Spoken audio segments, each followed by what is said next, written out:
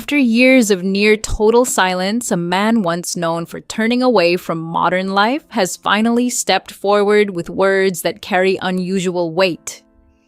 His reappearance is not loud or dramatic, but deeply reflective, shaped by decades spent observing rather than speaking.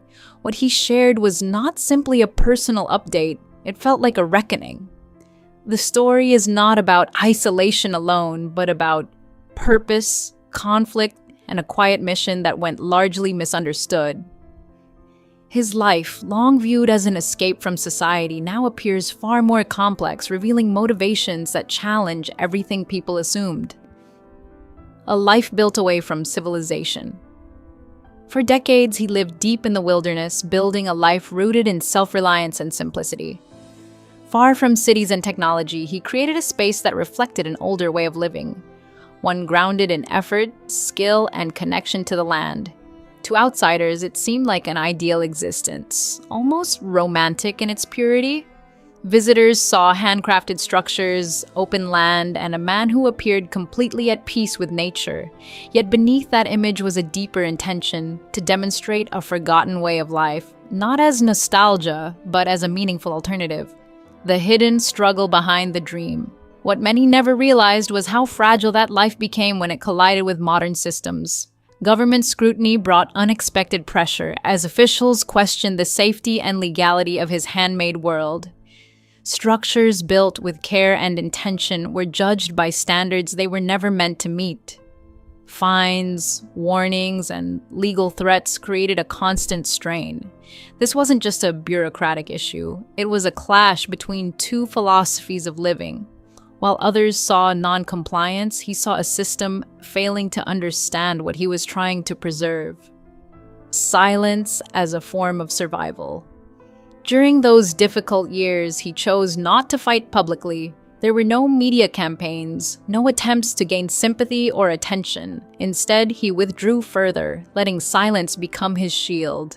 To some, this seemed passive, even defeatist, but in truth, it was a deliberate choice. Speaking out, he believed, would only distort his message. Silence allowed him to endure without compromising his values. It became a quiet form of resistance, one that protected both his work and his sense of self during a time when everything felt uncertain. A perspective. Forged in isolation. Over time, that silence changed him. Living with minimal human interaction sharpened his awareness of the natural world. He began to notice subtle shifts, the behavior of animals, the patterns of seasons, even the sounds of the forest. These observations were not casual. They became a form of understanding. Nature, in its consistency and honesty, offered something he felt was missing in human society. While people often miscommunicated or misunderstood, the natural world remained direct and truthful. This contrast shaped how he began to see humanity's path, the truth behind his withdrawal. When he finally spoke again, one of his most striking revelations challenged a long-standing assumption. He explained that his withdrawal was never about rejecting society. Instead, it was an attempt to understand it from a distance. He had grown tired of speaking to audiences who seemed unwilling to truly listen.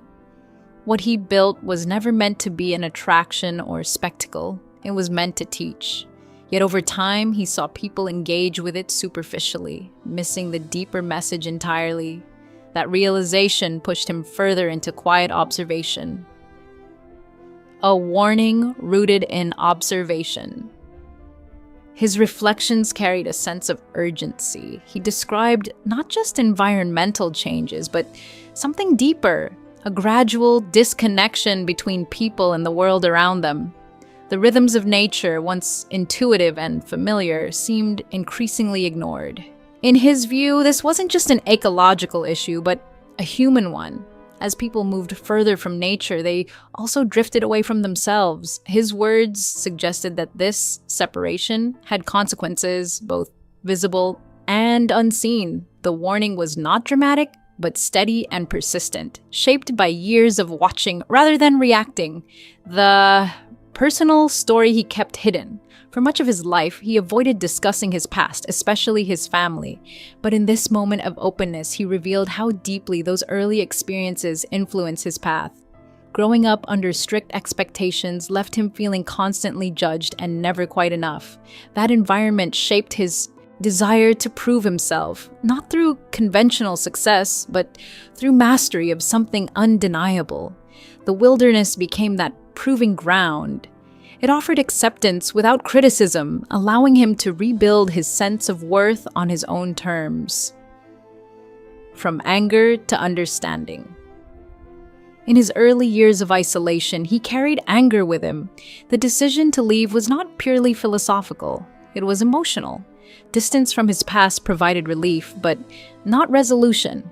Over time, however, living close to nature began to change his perspective. The simplicity of survival, the honesty of the environment, and the passage of time softened his resentment. He came to understand that holding on to anger only prolonged his own suffering. Forgiveness, he realized, was less about others and more about freeing himself from that burden.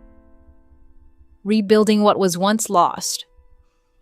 One of the most unexpected parts of his recent statement was his effort to reconnect. After years of distance, he has begun reaching out to people from his past, including family members. These steps are quiet and personal, not public gestures. They reflect a shift in his understanding of isolation. While solitude once served a purpose, he now recognizes the importance of connection. His message suggests that independence and community are not opposites, but complements. Even the most self-sufficient life, he admits, benefits from shared understanding and support. Why he chose to speak now. When asked why he chose this moment to break his silence, his answer was simple but powerful. Time is running out. This urgency is not tied to a single event, but to a broader sense of change. He believes the world is moving in a direction that risks losing something essential. His decision to speak is not about reclaiming attention, but about offering a reminder. After years of observing quietly, he now feels compelled to share what he has learned, hoping it might still make a difference. Conclusion, a message that lingers. His final words were not dramatic, but they carried a lasting impact. He framed his message not as a warning, but as a reminder, an invitation to reconsider how we live and what we value. Then, just as quietly as he appeared, he stepped away again, returning to the world he knows best. What remains is not just his story, but the questions it raises. In a fast-moving world, his life stands as a contrast, urging a slower, more thoughtful way of being, one that listens, observes, and remembers what truly matters.